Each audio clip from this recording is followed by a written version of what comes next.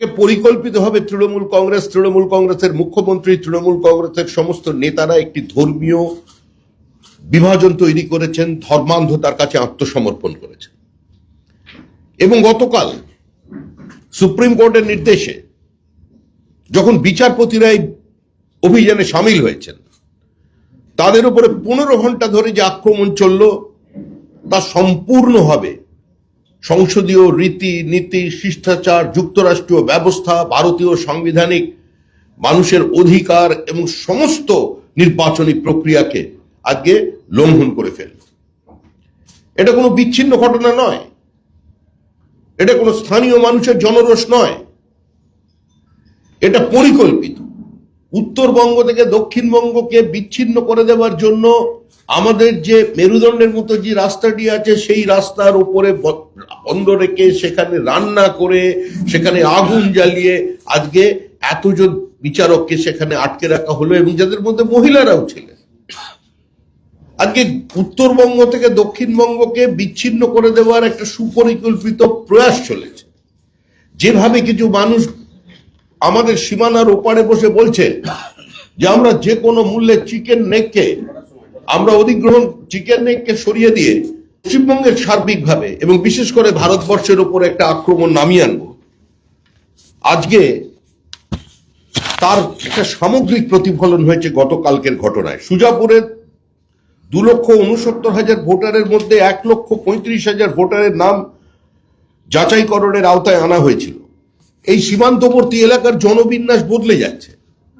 পরিকল্পিতভাবে 80-র দশকের মধ্যভাগ থেকে পশ্চিমবঙ্গের ওপরে একটা সাইলেন্ট ডেমোগ্রাফিক ইনভেশন চলেছে। বিনা যুদ্ধে ভারত দখলের চক্রান্ত চলেছে। পশ্চিমবঙ্গের কারণে আমরা বারবার বলছি, শুধু বিহার এবং ঝাড়খণ্ডের বনাঞ্চল কিংবা সীমাঞ্চল নয়, মুর্শিদাবাদকে একটা এপিক সেন্টার হিসেবে ব্যবহার করে, মালদার একটা অংশকে ব্যবহার করে সারা ভারতবর্ষে একদিকে যেরকম জাল নোট ছড়িয়ে দেওয়া হচ্ছে, অন্যদিকে বিভিন্ন জায়গায় বাংলাদেশি অনুপ্রবেশকারীদের, রোহিঙ্গাদের বিভিন্ন জায়গায় ছড়ানো হচ্ছে। সাম্প্রতিক যে লস্করে তৈবার জঙ্গি গ্রেপ্তার হয়েছে, 7 জনকে গ্রেপ্তার করা হয়েছে। তারা জেরার সামনে স্বীকার করেছে তারা পশ্চিমবঙ্গে এসেছিল, পশ্চিমবঙ্গের সীমান্ত পেরিয়ে তারা এদেশে ঢুকেছে এবং দীর্ঘদিন পশ্চিমবঙ্গের মাটিতে বসে তারা সার্বিকভাবে বিভিন্ন পরিকল্পনা করেছে। তারপরে ভারতবর্ষের বিভিন্ন জায়গায় গেছে, ছড়িয়ে পড়ছে। এই সরকার তাদের বিন্দু মাত্র কর্ণপাত করেনি, কারণ এই সরকার কার্যত বাবরের সরকার, এই সরকার মৌলবাদীদের সরকার, এই সরকার বিভাজনকামী সরকার, এই সরকার সমাজকে ধর্মের নামে ভেঙে টুকরো করে দেওয়ার সরকার। সেই বাংলা সম্পর্কে সুপ্রিম কোর্ট তাদের অবজারভেশনে কি লিখছে দেখুন। We have never seen such a polarised state. এটা সুপ্রিম কোর্টের অবজারভেশন। যেই ধরনের পোলারাইজেশন, ধর্মীয় পোলারাইজেশন, এ ধরনের কোন রাজ্য হতে পারে এটা সুপ্রিম কোর্ট পর্যন্ত কোনোদিন দেখেনি। আমরা কোন পশ্চিমবঙ্গে বাস করছি? আজকে কি আমরা আবার উদ্বাস্তু হব? যে পশ্চিমবঙ্গ 1947 সালে, 1971 সালে এই লক্ষ লক্ষ উদ্বাস্তুদের আজকে আমরা এখানে আশ্রয় দিয়েছি, আমাদের জমি কোথায়? জমি নেই। এবার পশ্চিমবঙ্গের বাঙালিদের ভাবতে হবে তারা কোথায় যাবেন। দণ্ডকারণ্যে জমি নেই উড়িষ্যায়, আজকে উত্তরপ্রদেশের বেতুলে জমি নেই, রায়পুরে নেই, বিলাসপুরে নেই, অন্ধ্রপ্রদেশে নেই। তাহলে বাঙালি হিন্দু কোথায় যাবে? আমরা হিন্দু মুসলমানের রাজনীতি করতে এখানে আসেনি। আমাদের কাজ গোটা পশ্চিমবঙ্গবাসীকে নিয়ে, যারা ভারতীয় মুসলমান আছেন তাদের সঙ্গে আমাদের কোথাও কোনো বিরোধ নেই। কিন্তু আজকে এই নির্বাচন যখন পশ্চিমবঙ্গকে পশ্চিম বাংলাদেশ না বানানোর নির্বাচন, সেই নির্বাচনের প্রাক্কালে দাঁড়িয়ে হিন্দুদের সঙ্গে সঙ্গে আজকে যারা মুক্ত মনস্ক, প্রগতিশীল, শিক্ষিত মুসলমান ভাই বোনেরা আছেন তাদেরও চিন্তা করতে হবে যে তারা কোন রাজ্যের অধিবাসী হতে চলেছেন। ওপারের বাংলাদেশে যে ঘটনা ঘটেছে, এপারেও সেই ঘটনার একই প্রতিফলন। ওপার যার বাবার ছেলের বয়সের পার্থক্য 10, তাদেরও ভোটার লিস্টে নাম রাখতে হবে। যদি নাম না রাখে তাহলে আগুন জ্বলবে, বিচারপতিদের বন্ধ করে দেওয়া হবে। তৃণমূল জানে তৃণমূলের আর কোনো অস্তিত্ব নেই। স্থির করে ফেলেছে যে পশ্চিমবঙ্গকে যদি পশ্চিমবঙ্গ বানিয়ে রাখতে হয়, পশ্চিমবঙ্গকে যদি ভারতবর্ষের অঙ্গরাজ্য বানিয়ে রাখতে হয়, তাহলে এই মুহূর্তে তৃণমূল কংগ্রেসের কে বিদায়ের প্রয়োজন আছে। বিজেপির সভাপতি শ্রমিক ভট্টাচার্য সাংবাদিকের মুখোমুখি হয়ে বললেন যে মালদা মথাবাড়ির যে ঘটনা ঘটেছে, পরিকল্পিতভাবে এই ঘটনাটা ঘটানো হয়েছে। বিচারকরাকে আটকে রেখেছিল, তাদের মধ্যে মহিলাও ছিল। বিচারককে আটকে দিয়ে সড়ক পথে আগুন জ্বালিয়ে রান্না করত। পরিকল্পিতভাবে এই আমাদের দেশকে বিনা যুদ্ধে দখল করার চেষ্টা করছে। একদিকে যেমন যার নোট প্রচার করছে সারা ভারতবর্ষে, অপরদিকে ঘুষপেটকারী এই পশ্চিমবঙ্গ দিক দিয়ে ঢুকছে আর সারা ভারতবর্ষে ছড়িয়ে পড়ছে। এই জেহাদিদের সরকার, তোষণের সরকার, হিন্দু বিরোধী সরকার, মৌলবাদীদের সরকার, বাবরিদের সরকার, তাই এবার জবাব দিতে হবে, সময় এসেছে।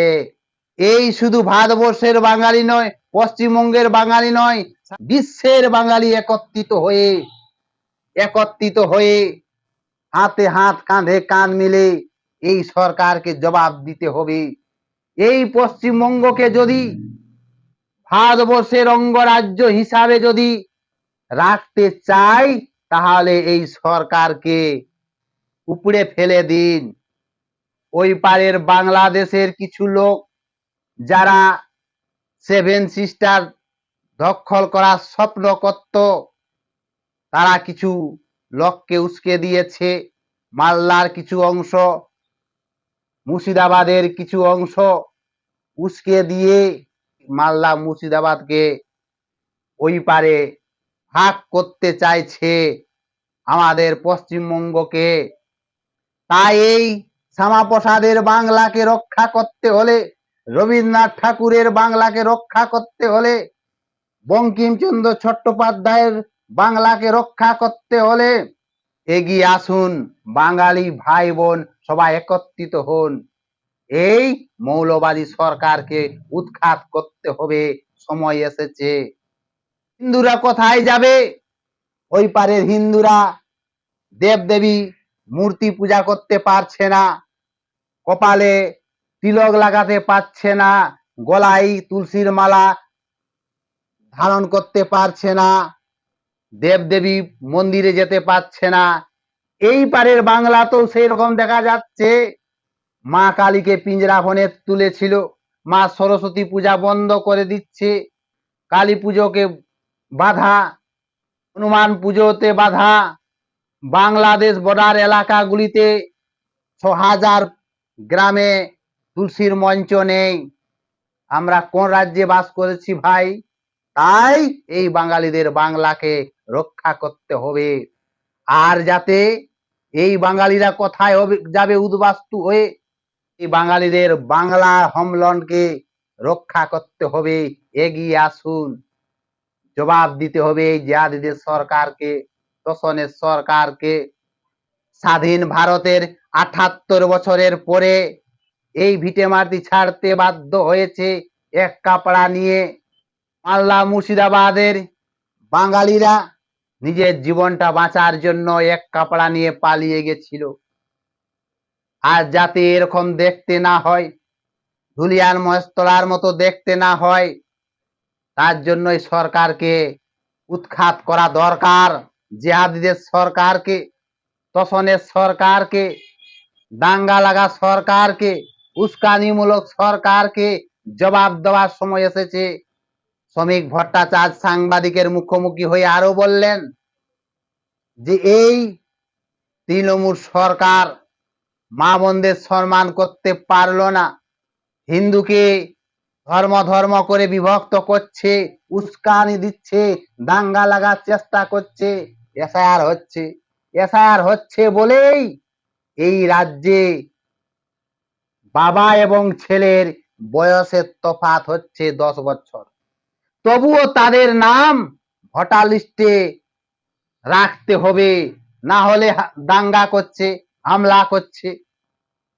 একজন মুসলমানের 100-150 বাচ্চা, কোন বাচ্চাটা বাবার সে জানে না।